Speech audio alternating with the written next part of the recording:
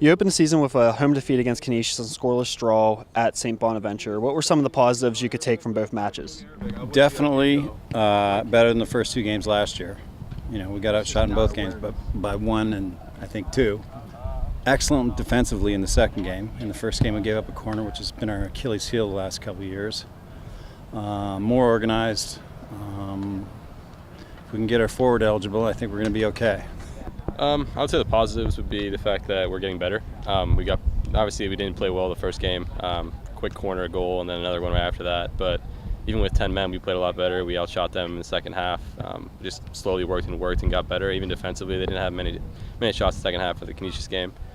For St. Bonaventure, we defended as a team the entire time, and that really helped us. Obviously, they didn't have any unbelievable chances, so it was a pretty well-fought battle, and they're a pretty good team, and I think we're getting better, which is what we want, especially out of the young guys.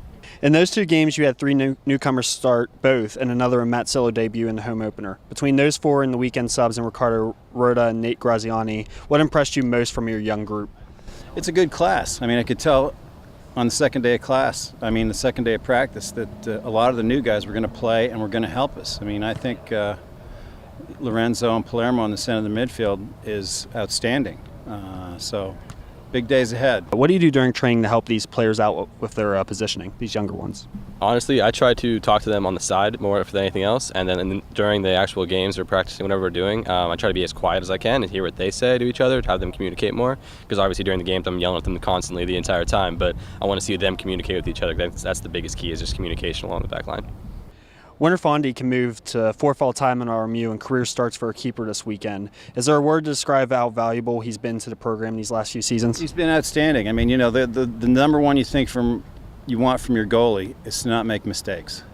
And I think once last year, a goal went in that I thought that was probably Winter's fault.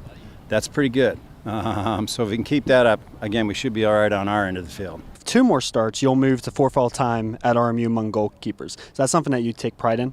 Yeah, absolutely. I actually didn't even know that, but that's good to hear. Hopefully I can stay healthy and keep that going.